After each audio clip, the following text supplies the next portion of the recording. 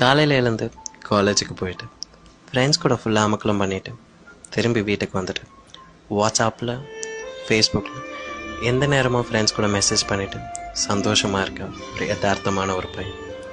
இப்போ இருக்க காலகட்டத்தில் பார்த்திங்கன்னா நம்மளோட ஃபேஸ்புக் அம்மாவாகவும் வாட்ஸ்அப் அப்பாவாகவும் மாறிட்டுருக்க காலகட்டம் அது. இப்போ உங்ககிட்ட நான் ஒரே ஒரு விஷயம் மட்டும்தான் ஷேர் பண்ண ஆசைப்பட்றேன். யாரோட அன்புக்காக நம்ம காத்துட்ருக்க இந்த காலகட்டத்தில் நம்மளோட அன்புக்காக 2 பேர் எந்த நேரமும் காத்துட்ருக்காங்க.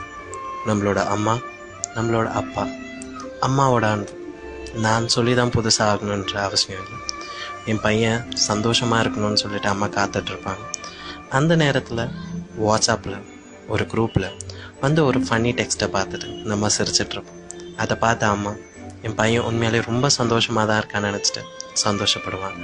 அப்பா 24 மணி நேரமும் ஃபோனும் கையுமாவே சுற்றிட்டுருக்கான் என் பையன், அவனோட வாழ்க்கை என்னத்துக்காகும் அப்படின்னு சொல்லிட்டு கவலைப்பட்டுட்ருக்கார். உங்ககிட்ட ஒரே ஒரு விஷயம் தான் நான் சொல்லணும்னு ஆசைப்பட்றேன். நம்மளோட வாழ்க்கையோட முக்கால்வாசி மணி நேரத்தை நம்மளோட சோஷியல் நெட்வொர்க்கில் தான் நம்ம ஸ்பெண்ட் பண்ணுறோம். இன்றைக்கி ஒரு முடிவெடுங்க. டெய்லி ஒரு 5 நிமிஷம் அம்மா கூட உட்காருங்க. ஃப்ரெண்ட்ஸ் கூட பேசுகிற மாதிரி அம்மா கூட அடித்து பிடிச்சி ஜாலியாக கலாச்சு வாழ்க்கையை ஜாலியாக்குங்க. அம்மாவுக்கு இதை தாண்டி என்ன தேவை? அப்பா கூட தோள் மேலே கை போட்டு, அப்பா எப்படி இருக்கீங்க, சாப்பிட்டீங்களா, வேலை எப்படி போயிட்டுருக்கு, இதை கேளுங்க. இதை தாண்டி அப்பா வேறு என்ன எதிர்பார்த்துட போகிறாரு? நம்மளுக்கு அம்மா அப்பா இருந்தோம், அவங்களோட அன்பை நம்ம சரியாக யூஸ் பண்ணிக்கிறதில்ல.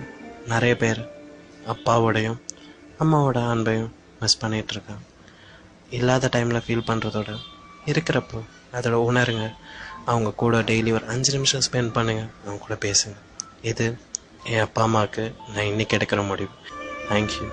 லவ் யூ அம்மா. எப்போவுமே லவ் யூ அப்பா.